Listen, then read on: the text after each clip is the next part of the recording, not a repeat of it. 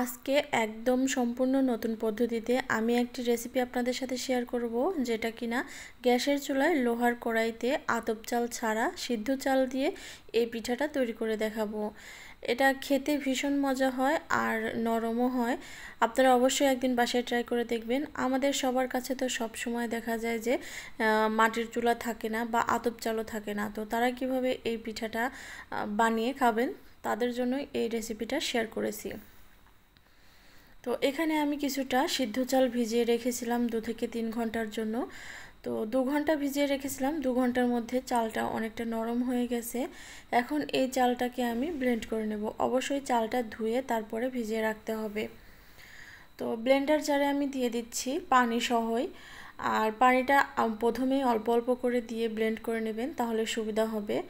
একদম বেশি পানি দিতে গেলে দেখা যাবে যে বেশি পাতলা হয়ে যাবে, তাই প্রথমে অল্প অল্প পানি দিয়ে এটাকে ব্লেন্ড করে নেবেন।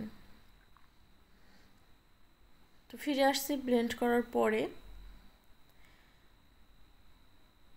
এই যে এভাবে ব্লেন্ড করে নিয়েছি, আর দেখতে পারছেন ঘনটা কতটা হয়েছে।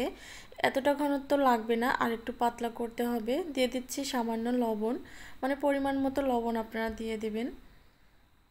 এখন একটু মিশিয়ে নিচ্ছি। দেখতেই পারছেন অনেকটা ঘন।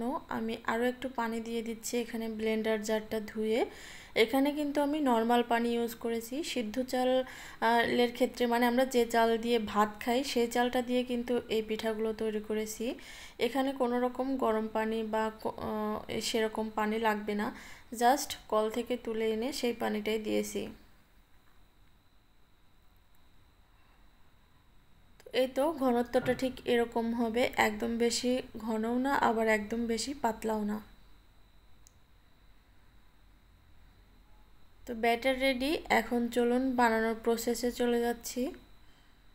দেখতেই পারছেন ব্যাটারটা কেমন হয়েছে। তো গ্যাসে আমি আগে থেকেই কড়া বসিয়ে দিয়েছি, আর কড়াটা অলরেডি গরম হয়ে গেছে। এখানে কড়াটা কিন্তু ধোয়া ওঠা গরম করে নিতে হবে।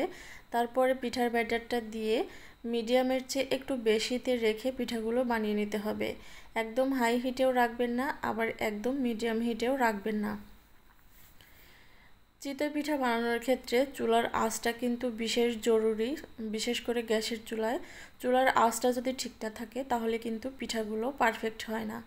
দেখতে পারছেন আমার পিঠাগুলো খুবই সুন্দর হয়েছে, চারপাশে ছিদ্র এবং ফোলাও হয়েছে।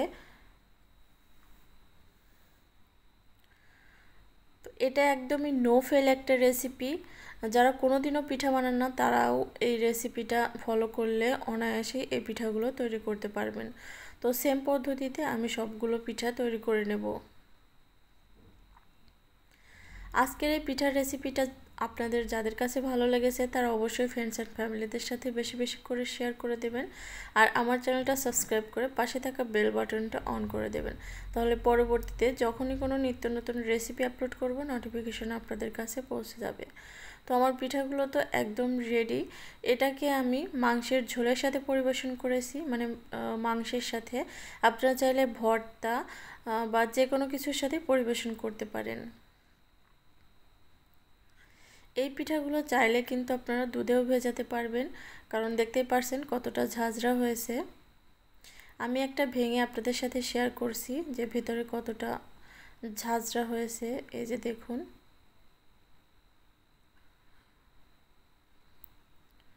তো আজকের মতো এখানেই বিদায় নিচ্ছি। সবাই ভালো থাকবেন, সুস্থ থাকবেন, আর কমেন্ট করে জানাবেন আজকের রেসিপিটা আপনাদের কাছে কেমন লেগেছে। আল্লাহ হাফেজ।